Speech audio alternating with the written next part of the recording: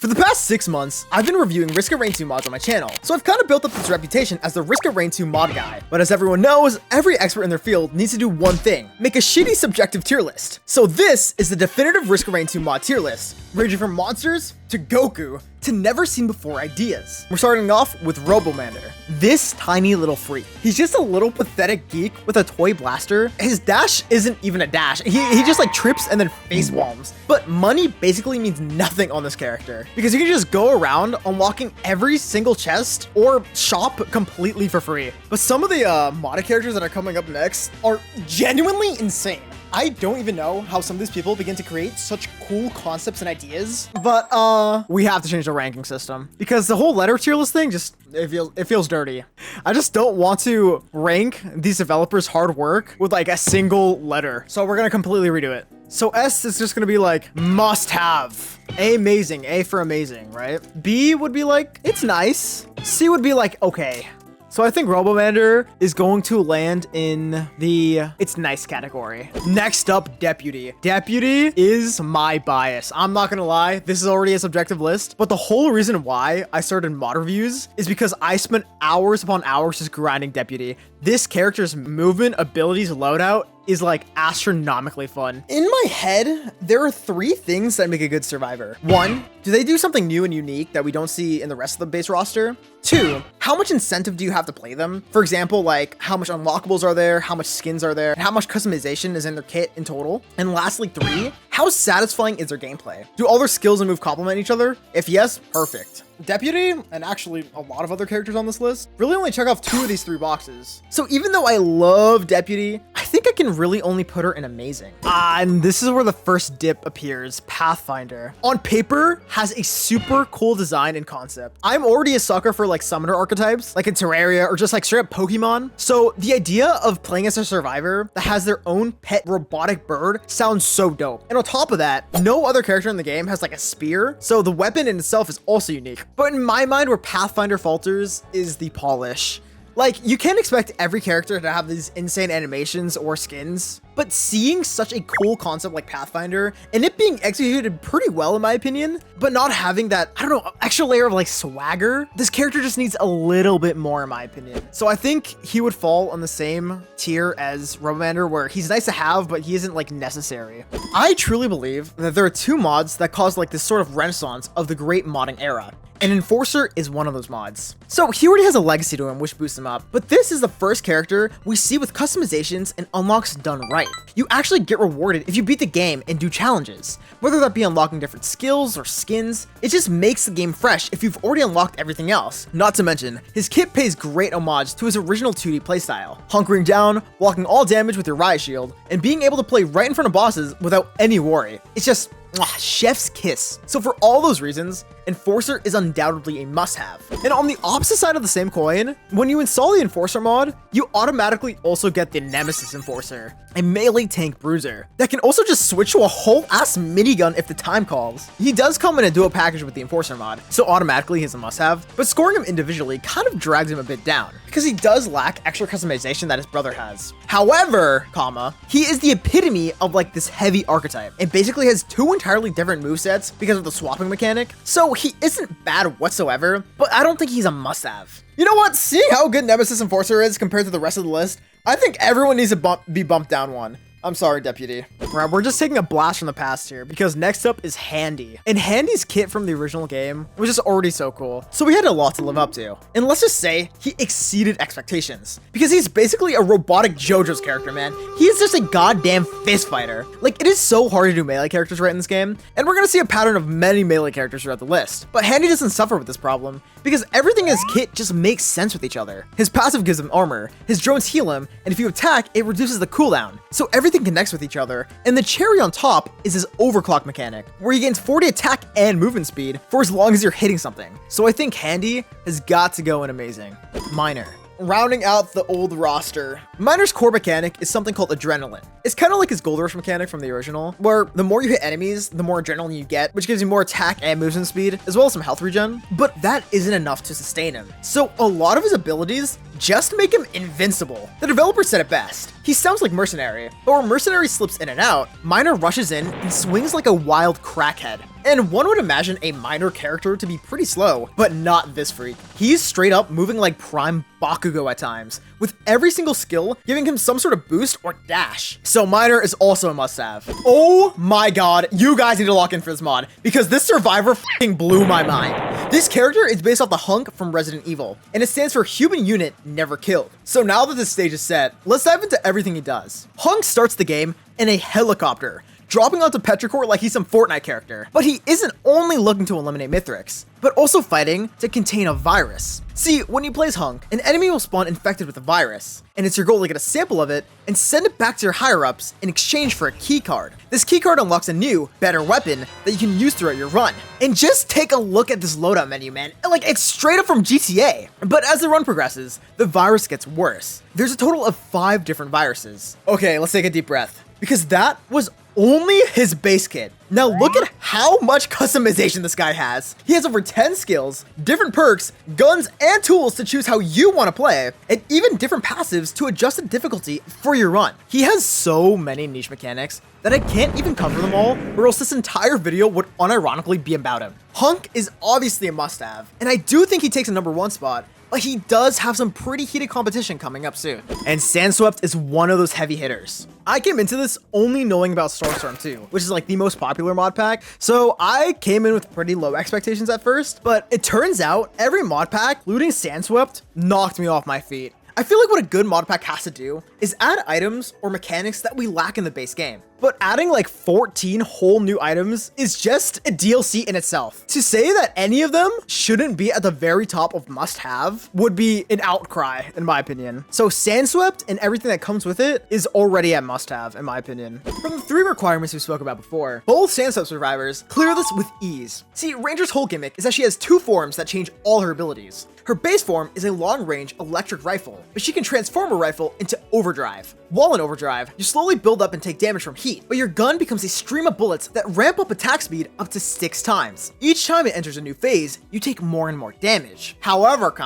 while in overdrive, all your other skills are also enhanced. You have a better dash, burst, and when you exit overdrive, you ignite everything around you in a supernova. I absolutely fell in love with the Ranger. When recording, I try to limit myself to a certain time for each character, but I went way over time to keep on trying her. She just has so many cool little details. Like for example, her skins actually change her skill effects and UI, which I don't really see anywhere else, and that is dope. So she's easily in the amazing category. No, you know what? This is my list, and I think Ranger is a must-have. Now, the other survivor is Volty. There is little to no information about this character. Like, if you look at Volty Sandswept, you will get absolutely nothing. And I think that is a literal crime, because she might be the best designed character ever made. I think it's because you can boil her down to a single word: control. She controls a map, enemies, and her space. Her primary shoots out 3 electric balls that stay on the floor to shock enemies, and her secondary is similar, with a bigger electric ball that also stays in place. And matching the theme, her utility is a pylon that zaps nearby enemies, powers you up, and you can teleport to it. You might be thinking all her abilities are basically the same, but where she really shines is her special and passive, because Volty makes use of shields. A lot of new characters in the actual DLC of old mechanics that we don't really see. The biggest example is a false sun that does more damage the more health he has, which basically gives more reason to take transfusion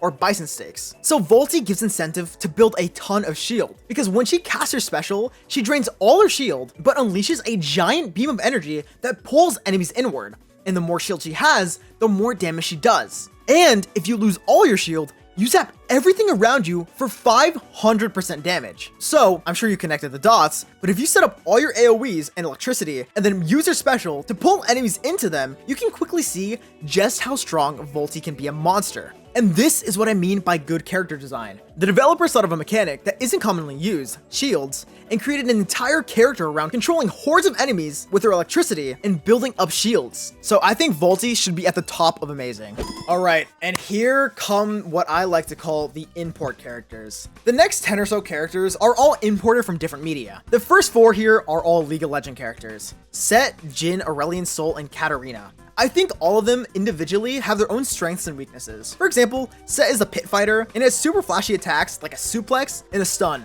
But where he does shine is as he takes damage, he builds up something called grit, and you can release this grit to do equal damage done to you to enemies. But I do feel like it's so hard to rank these characters because their kit isn't based on anything original. So I think that in itself has to kind of bump them down, in my opinion. Sorry. But I think Set is pretty amazing. Ooh, Jin on the other hand, I think he is a little worse than Set. See, Jin's a long-range sniper and he can't build up attack speed, but he does a lot of damage for every 4th shot he shoots. I think Jin is pretty nice, if not okay. I think I'm being generous to give him nice. Aurelian Soul on the other hand, I think Aurelian Soul is amazing. Because what all the League imports really lack is that extra customization. They don't have any other moves other than their core skill set. But Aurelian Soul was actually reworked in the base League game, so the modders actually gave him both kits of his pre-rework and post-rework. So among all League characters, he has the most options just because he got changed. But I think he's pretty goddamn cool. Who doesn't want to play as a Space Dragon? Katarina, on the other hand, I'm a hater. I don't like Katarina that much. Her kit kind of just boils down to her special, where she spins around and shoots daggers to her enemies. And you're really only going to be using that move off cooldown to be your main DPS. But the next forward imports here, I think, are home runs. Wooper is the most unassuming Pokemon ever. Everybody loves Wooper, man. So it's not a shock to see him as a modded character. But what is a shock is to see just how much customization and moves this guy has. I mean, take a look at this. But the reason why all these options are amazing is because you can choose how you want to play the character. For example, if you get annoyed with flying enemies, you can take a mud shot to take them out of the sky. Or if you like being close range in their face, you can take Surf and Earthquake to do large AoE bursts around you. And it's just the contrast of this tiny little gremlin going up against a literal moon god that really does it for me. I think Wooper's pretty amazing though. Next up, Pokemon Trainer. I had super low expectations for this character because when I saw him, I initially thought you only played as like a Pokemon, which I thought would be pretty boring, but the Survivor couldn't be farther from that assumption. You can literally scroll through and send out a team of 6 different Mons. When you send out a Pokemon, you can control them to attack enemies around you, but they all have their own strengths and weaknesses. For example, Charizard is really good at handling flying enemies and hordes. Dragonite is really good at single burst damage, and Venusaur and Blastoise can deal with enemies from afar. On top of their automatic attack, they also have a secondary powerful attack you command them to do, but it does have a pretty long cooldown. So that's why you have to manage sending out the right Pokemon at the right time for the right scenarios. How many times can I say right? So I think Pokemon Trainer is honestly an amazing character. Ooh, Sonic. When I was a kid, I was obsessed with Sonic. I played every game, had Sonic up on my walls, and I wanted to just be him, man. So when I rolled onto this mod, I was elated and had super high expectations, and they were exceeded. Playing as Sonic in Risk of Rain literally just feels like you're playing the actual Sonic games. That's how good he feels. So I think Sonic has to be an amazing. Okay, I think we have to change the list a bit because I cannot have everyone an amazing. I have to have some harsh and hard opinions. So I think I'm gonna move some characters down and I'm going to reword the meaning of all the tiers. Must have has to exceed the base roster. If this character or mod exceeds the base game or adds so much that the game lacks without it, they're a must-have. Amazing would be on par, if not a little better than the base survivors. I think nice should be that they don't hit all the requirements, but they do hit some of them, so they aren't bad at all, but they just aren't to the level of everything else. I feel like okay should be if the mod kind of misses the mark and doesn't really meet the 3 requirements of uniqueness, incentive, and concept. So we're gonna rearrange the list. Now, I think this is pretty solid. Now onto the final imports.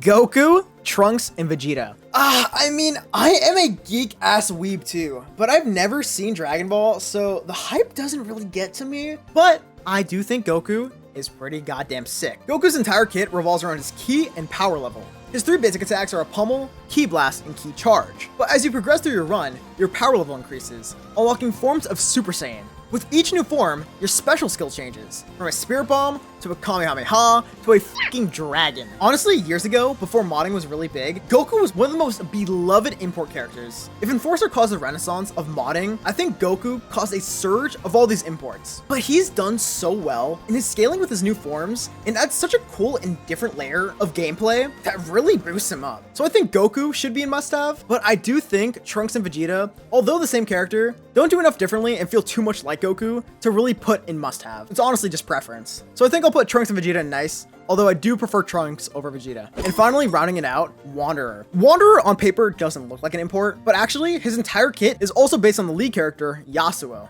Basically, he's like the samurai that can stab into enemies, and if you poke them twice, transforms into a tornado that knocks up enemies. And if any enemy's in the air, you can use your ult to teleport to them, slice them up, and send them back in the ground. I honestly think it's super charming how the modder created basically his own Risk of Rain 2 OC to inhabit the Yasuo moveset. And I think it works pretty well, honestly. So I have to give Wanderer way more credit than all the other imports that just use the models. So for that, I'm gonna put Wanderer in amazing, just above Sonic. All right, we're finally moving away from characters and we're gonna talk about maps. Oh my god, these maps blew me away. Starting first with Forlorn Wreckage, it has so many lore implications, and I am such a geek for that. Basically, we finally found the wreckage of the UES contact light from the original Risk of Rain. The remnants of the ship crash into the Arctic, and we can explore through the shattered debris, attempts of survival, in icy landscapes. This map is huge and has like dual leveling to it, a higher level and a lower level, with a leftover thruster to boost you between each side. I mean, the amount of polish and detail put into this map is insanity in itself. But on top of that, there's a whole ass custom soundtrack for it as well, made by UV Phoenix.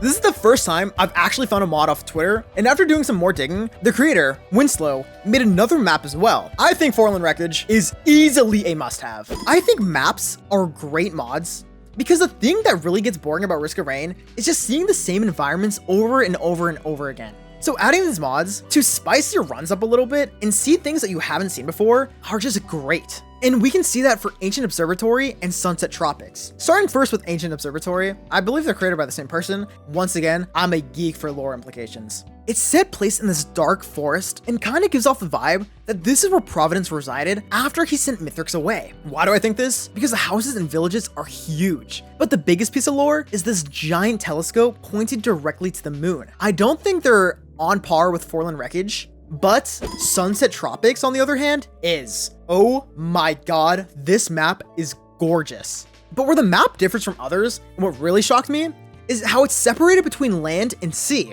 Because there's this whole underwater section that has its own small mechanics with seashell boosts, but also, somehow, muffles your audio when you're actually underwater. I have no clue how they did this, but this small detail just makes the map feel that much more alive. I think Sunset Tropics is, oh my, it's peak, man, it's peak.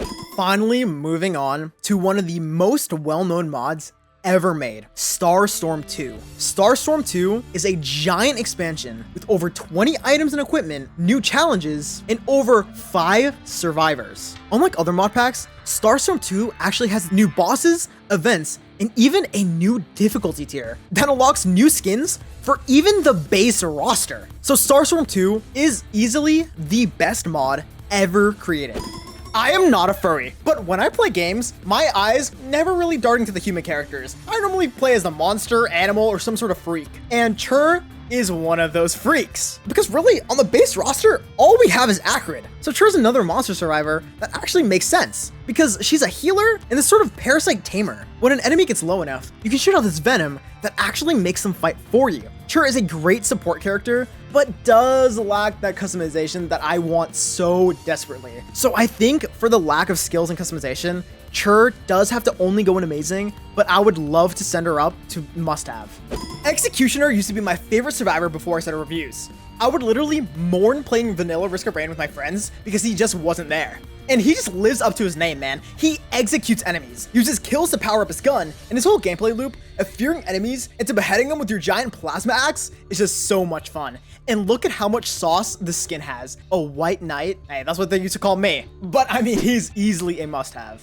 Next up is Cyborg. Cyborg is actually a prototype character, but it's like you need to invest early on him now because he's gonna be one of the greats. He has some regular ass lasers, and since the last time I reviewed him, has pretty polished animations. But what really gives me energy when I play him is his boogie woogie mechanic, where he can swap places with hordes of enemies, and the sort of Ghostbuster trap, where he sucks enemies in, insta-killing them. But there's a caveat. If he sucks in an elite type enemy, you'll like download their data and temporarily gain their powers as an aspect. Unfortunately, I can't give him anything higher than okay, but just know this bot is gonna be a household name. Okay, and rounding out the Starstorm 2 survivors is Nemesis Commando and Nemesis Mercenary. And these two characters are also so high up there. You know, in a lot of games where when you defeat a boss, you can unlock them as a playable character? Well, the same could be said for both of these Nemesis characters. Because during your run, there's a special event that can happen where they come from the future to hunt you down. And if you manage to defeat them, you can recruit them to your team. But first, let's talk about what makes them special individually. Nemesis Commando is the dual wielder. He can shoot a gun while also swinging a sword.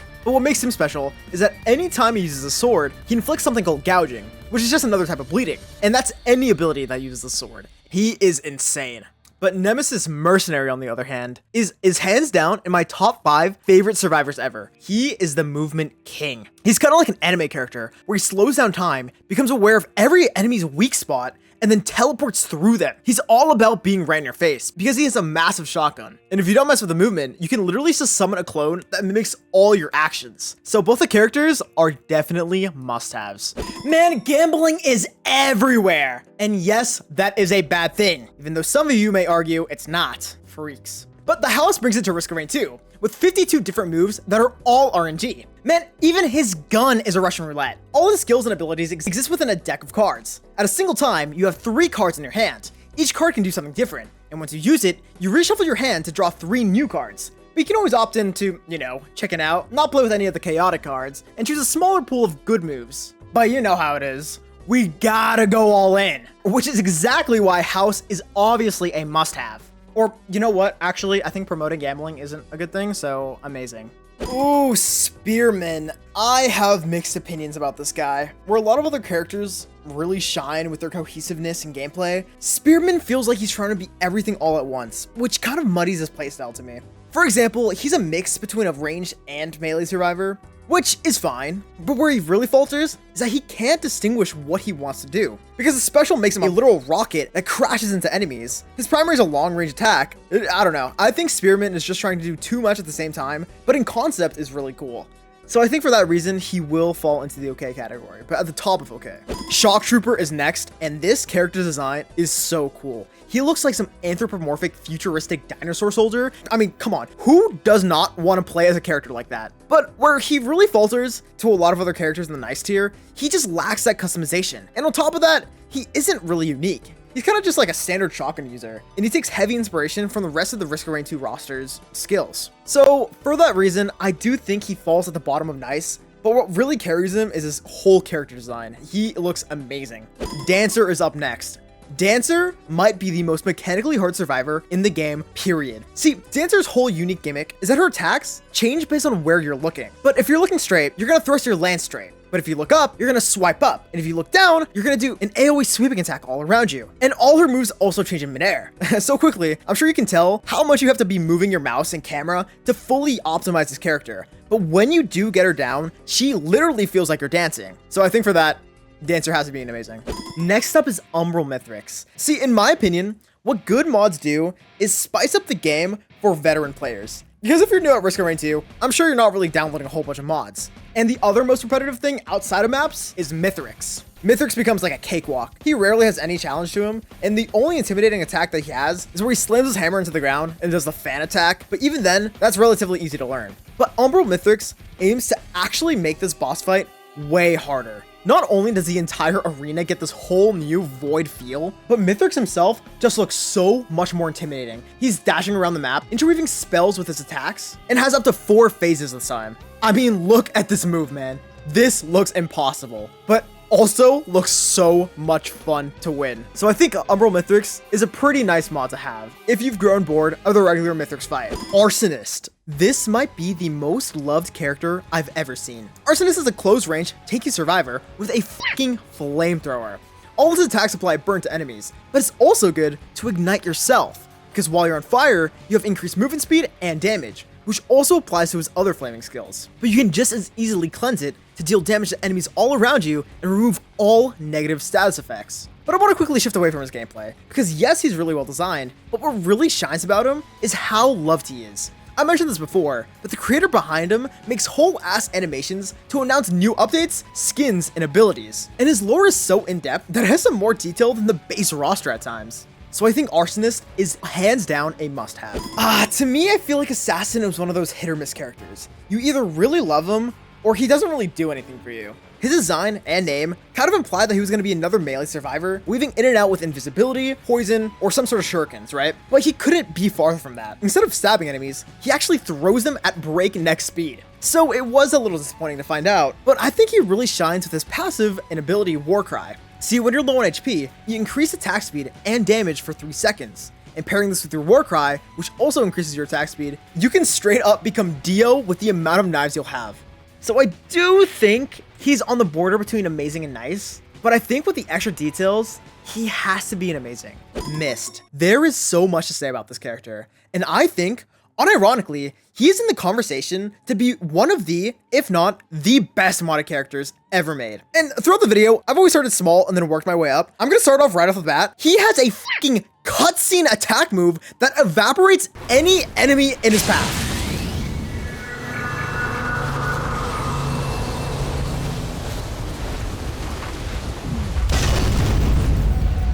But backtracking, Myst is all about magic. He has 3 different styles, and each style gives him new spells to work with. Managing your mana and casting your spells is Myst's bread and butter. But on top of that, his basic attack also has a different effect based on what style you choose. And as you're attacking, you start to charge up something called Limit. And I'm sure you can guess, but after it's charged up, you can use your Limit Breaks, which are the cutscene moves, or powerful spells that can change an entire run. Mystic has the Evaporation in a Berserk form. Warrior has a reality-shattering slash.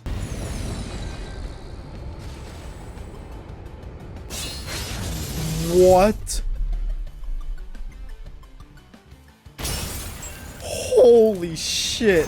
And Sorcerer has an insta-kill. Each style incentivizes you to have a different way to play the game. And honestly, when I first saw him, I thought I wasn't gonna like him. But oh my god, does he have so much fucking sauce. And for all those reasons, I think he's right next to HUNK, taking the 3rd spot as one of the best modded characters ever made. It's hard to follow up on Myst, but Rocket does a pretty damn good job. See, all his basic attacks have an AoE element that explode and deal damage to enemies all around it. But with his power comes a bit of a drawback. You can only have up to 4 missiles at a time, which then you'll have to reload. But it's all saved because you can literally rocket jump with this guy. And rocket jumping is just a staple in peak games everywhere. And finally, it's here in Risk of Rain. But truly, Rocket is based off a soldier from TF2. Because after you rocket jump, you can take out your shovel and whack enemies upside the head to completely take them out. Something else I really love about Rocket though, where it feels like every Risk of Rain character has like a common color between them, where Commando is orange, Huntress is red, Bandit is blue, and Rocket adopts this green color.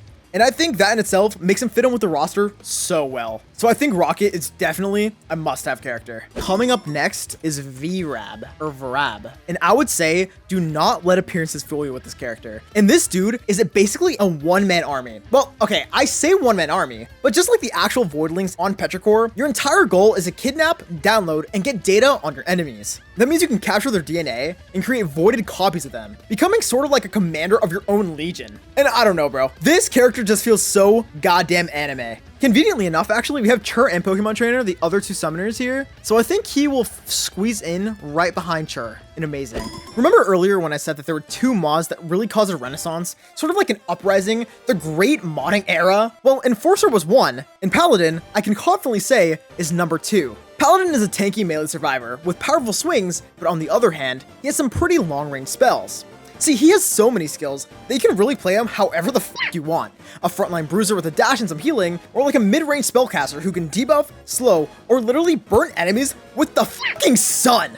Or I don't know, just a mix of both to support allies and decimate enemies. I just think Paladin perfectly fits into a needed slot in the roster. He's really only comparable to like the False Sun, but even then, his magic makes him completely unique. And Paladin has existed for quite some time now, so he's got a ton of skins and literal mods for the mod. Paladin is easily a must-have, and in my opinion, should honestly take the number 3rd spot, surpassing Myst. Ooh, Ravager. Words cannot describe how much sauce Ravager has. Oh my god. He's a melee monster. He basically wants to get crowded. He wants to fight hordes of enemies. He literally just wants to be right in their face. And why? Because he heals based on how much he attacks and kills enemies. He can slash them, use a sword to jump up, and even jump off of walls.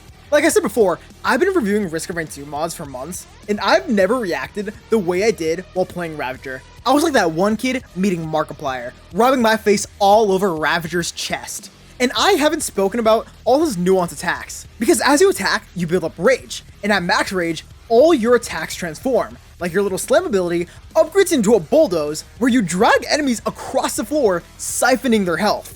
I mean, this guy is top 5 hands down. The next 3 are actually a part of a mod pack called Red Alert, the Tesla Trooper, the Desolator, and the Chrono Legionnaire. A lot of modded survivors, including some base ones, really try to play with the idea of making electricity a part of their kit in some sort of way. And one would assume that these electric characters will be super fast and agile, but Tesla Trooper takes a new take on this approach, because he's actually an electric tank. He can absorb damage and release it in an electric burst, and create a literal Tesla tower that powers up his secondary skill, so he either has a better stun or a stronger punch. All the characters in Red Alert have their own chromas on top of new skins as well. Of the 3, I think Tesla Trooper comes in second place. But between Desolator and Chrono Legionnaire, we have to determine who's number 1. I think Tesla Trooper resides in Amazing, just under the house. Let's start with Chrono Legionnaire first, because in concept, this survivor seems dope. I mean, come on. Time manipulation is normally the coolest ability in all of fiction, but it's pretty hard to accomplish in Risk of Rain 2, because Chrono Legionnaire has a time rifle, and as he shoots enemies, he inflicts time sickness. And when an enemy has enough time sickness, when you use your special, you can literally erase them from existence. But the character is pretty slow. And other than that, he doesn't really have any other skills. The only other unique gimmick that he has about him is that instead of sprinting, you actually teleport around the map, but the longer you take to teleport, the longer you have to wait to move. So it becomes pretty inconvenient later on, where you just become vulnerable. So I think Chrono Legionnaire is number 3 of the 3, and I think he sits at nice. But Desolator, on the other hand, is the Radiation and AoE king. See, he uses radiation to slowly chip down enemies, and every single attack inflicts it. He shoots from his cannon with his primary, lob radiation poison on the floor with his secondary, but where he really shines, in my opinion, utility and special. His utility makes him shoot these injections that plant into the ground, and slowly pulsate radiation, poisoning everything around it. And similarly, his special is where he plants himself on the ground and radiates his radiation. I just think he's a cool design and concept and kit. I mean, maybe I'm biased. I would say top of amazing. Similarly to Assassin, you see this character and you kind of assume that she's going to be some long-range mage, but she's also quite the opposite. In reality, she's a close-range survivor that has great AoE attacks with her spins and spells to draw in enemies. And if you're ever in a tricky situation, you can use a special, kind of like Psylocke, to become invulnerable and deal damage to everything around you. But the coolest part that really shoots her up in the list aren't just her cute skins, but her gliding mechanic. See, if you jump from a high place, or boost up in the air, you can glide up and down, essentially making it a Risk of Rain 2 flight simulator. I think for that reason alone, Sorcerress is a must-have. Shaman is next. There's so much to say about this character, and it's both good and bad. So let's start with the good. The idea and concept is amazing. Like, a cultist who can summon and heal their own ghouls is dope, but he just lacks so much polish. The animations, spells, and overall variety kind of just falters compared to every other mod here. But he does have a single saving grace. After you summon 3 ghouls, you can sacrifice them to summon an amalgamation, a giant bulky homunculus. It inherits all your items, so it'll always scale no matter how late you are into the game, and attacks enemies with a giant swing or lasers from its eyes. But he just needs that extra oomph to really get him there, that he lacks. So I think for that reason, Shaman is going to be at the bottom of the tier list. Next is Bastian. And I am a sucker for survivors with lore. Bastian's lore and design is just so dope. He was a translator robot on the UES ship, but went rogue and decided to come down to Petrichor to become a dope survivor for us to use. He's a high-stress hybrid character. He uses one arm to brutally swing at enemies, and the other to shoot them out the sky.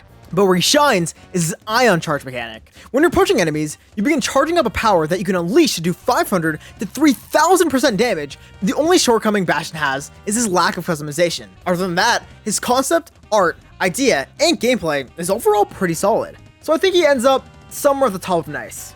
SillyItems. SillyItems is one of those old mods that also had a really good legacy. Essentially all it does is stack items visually infinitely. So for example, if you have 10 crit goggles, instead of only having one, you'll actually have them stacked on your face. I don't think it's a necessary mod, and I do think it's pretty charming, but I do think as your run progresses, it could get convoluted with the amount of stacks you have. So I think for that reason, it'll be at the top of nice. And finally, our last expansion, Cloudburst. This mod was never supposed to exist. And let me tell you the story why. See, there's been a ton of mods released through Risk of Rain's life. And as the game keeps getting updated, the mods also need to get updated alongside with it. So these creators need to stick with the game for years to make sure that their mod still works. But some developers either lose passion, time, or motivation to fully see it through. And Cloudburst was one of them. but a smaller team took it upon themselves to recover the expansion as best as they could, giving us 5 new items and an insanely cool survivor, Janitor. He's a quick melee survivor that uses his broom to attack, and when he puts on his headphones, he enters a flow state to deal more damage and move even faster. It is a relatively smaller mod pack, but because of its story and cool survivor, I do think it bumps it up to amazing, with Janitor being right next to it. Driver is insane. This character has over 30 weapons that you can use in a single run. When you're playing Driver, each enemy has a chance to drop a random weapon, whether that be a shield from a beetle, a rifle from a wisp, or literally, after killing Mithrix, gaining his hammer. And each one of these weapons has their own ability tied to it. So that means in total, Driver has over 50 abilities to choose from. And the cherry on top, just how good he feels and looks. He has 6 skins and has insanely cool movement. And I mean, who doesn't want to have a Ryan Gosling reference in Risk of Rain? Shout out Project Hail Mary, that movie was fucking gas. Driver is a must-have character. Reference in there. Yeah, man, my anime fans are going, man, I love this reference. Sasuke, Naruto. Ghoul is literally just Kaneki from Tokyo Ghoul as an OC in Risk of Rain, but he actually plays surprisingly well. Not only does his design look sick as fuck, being sort of like this symbiote survivor that pretends to have a helmet on, but really it opens like a Demogorgon's mouth to show you that you're a demon is just so cool. But his whole melee kit of draining everything's health around you and sucking up their life essence is just so much fun. Toning it down, you use your tendrils to attack and lunge, but where he really shines is his rage mechanic. Similarly to a Ravager, after you meet max rage, all your moves change and you get into a bloodthirsty frenzy. I do think Ravager is better than him, but Ghoul is a overall pretty cool character, so I think he is at the bottom of amazing. Cadet. This dude was almost lost media. See, Cadet originates from the Tsunami mod, a giant expansion that was planned to release with him, items, and a bunch more to come, but it was last updated 4 years ago. So the goated modder, tsukoiyenko, who's responsible for other bangers like Seamstress, Wanderer, and Scout, decided to revive Cadet. And bro, he looks so fucking cool. He's a mid-range shooter with limited ammo, but it's like his holster exists in a different universe, because he can reload by throwing his gun. But to truly master him, you need to balance your ammo usage, because throwing a fully loaded gun isn't as optimal as destroying it when it's empty. So I do think that throws him up into amazing, with Seamstress being next. I have gotten a plethora of comments telling me to review Seamstress, and when I did, she blew up. See, she's a bit of a late game scaler. She doesn't really have any range, and she's gonna feel a bit slow early on. But when you start getting items, this character just evolves, man. She's all about health and lifesteal. You're sacrificing your own HP to use your own moves. But with that cost comes insane damage. And the thing that really makes her gameplay unique is the whole managing of her twin scissors. She has 2 scissor blades that you can send out to do damage, and wherever you throw them, they stick into the ground or enemy, and when you pick them up, you do a quick slash.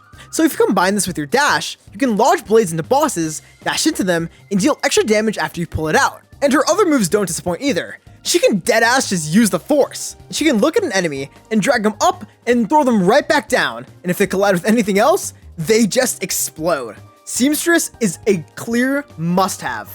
See, Interrogator's a bit weird. He's a melee survivor that can hit both allies, enemies, and himself. His spiked bat marks enemies as guilty, and every guilty enemy gives them a damage boost. And throwing your cleaver at them will lower their damage and armor. So I'm sure you can see just how strong he can be. But the defining mechanic is how he can convict an enemy. See, when you convict a guilty enemy, you can only fight them for 10 seconds. But with every hit, you apply guilty again and again and again, basically infinitely stacking throughout the entire duration of the duel. So within those 10 seconds, kind of like a domain expansion, he can be infinitely strong. But the coolest little detail is when you pick up Deathmark, he wears a skull over his helmet.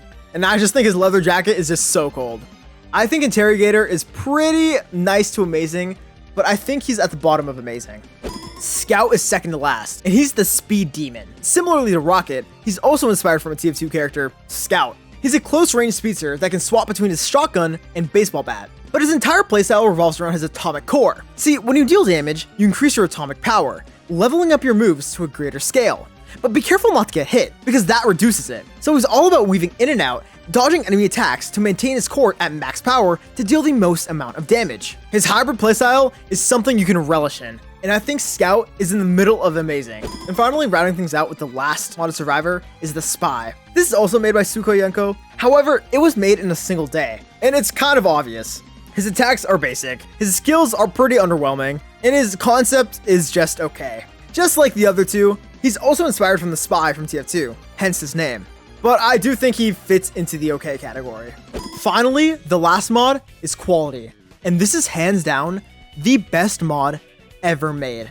And let me tell you why. Not only did every massive Risk of Rain creator cover this mod with videos and insane views, but it fundamentally transforms how you approach the game. Normally, I rarely cover mods that aren't survivors, because frankly, there aren't many.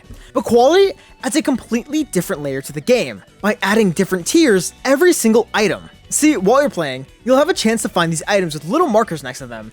The more circles, the better and more rare it is. And the new quality items can be some small buffs that just increase the power of an item, to literally changing how it works and adding new passives or even bigger mechanics. And this is the hottest take of the video, but I think this is the definitive way to play Risk of Rain 2. It just adds so much more variety in your runs. And honestly, I really think it's just because of the pseudo gambling. And it'll just make your runs that much more memorable. It just adds so much replayability and makes the game that much more fun. So for that reason, Quality, in my opinion, is the best mod to play Risk of Rain with. And that pretty much wraps it up. I don't want to sound sappy, but thank you guys so much for the support. We're almost at 10,000 subscribers, so I hope you guys enjoyed. And if you want to talk roguelikes, join our Discord server. Have a good one, guys. Peace out.